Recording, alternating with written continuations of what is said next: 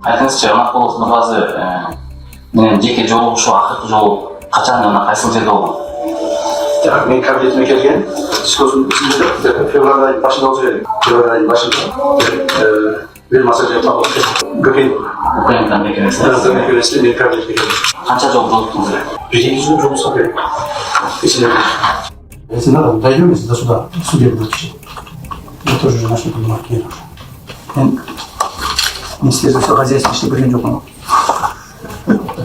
Шunu кетірмей, шunu қарап қалар деген ниет болуш керек та. Ақылға сенсең олар. Все должно быть конфиденциально. Никуда шықпасын. Когда шықса я готов в любой момент официально выступать. В любой момент шығып. Ол қазіргі затишье, это обманчивое затишье. И белгілі кісіне қозғалып алса, кейін уже қозғала береді. Неге аяқ жоқ жасам, не қыласың? Артындағы не керек шығады. Ол ата-енелер салған көргенде балдар уже бітті уже. Ешкім салған. Башталған сен. Оны мен де басқа өткізіп қойған үшін. Ел қамаса 5 үй қамалады, 10 қамалады, 100 қамалады, елдер айтып отыр. Қамаса 1200 қамайды, 9000 қала болса деңіз.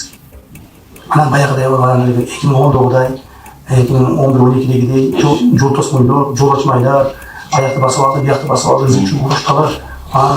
Или даже возможно удовлетворяли почему? Яхта уже невозможно, тут отобралась речь. Вот это сегодняшнее затишье обманчивое, имея в виду. Но если баяғы жаңағы келе, танпырбатшылар, жаңа башқалар тегер бұлар бар, шақал ұшылы қарап тұрады. Тергөө амалдарын жүргүзүлгөн учурда күбөлөрдүн өтүнүчүнүн негизинде тергөө купуялуулугун сактоо менен кылмыш иши жашыруун грифи менен тергелген. Эми соттун чечимине ылайык соттук отурумдар ачык болгонуна байланыштуу күбөлөр мамлекет тарабынан коргоого алынат.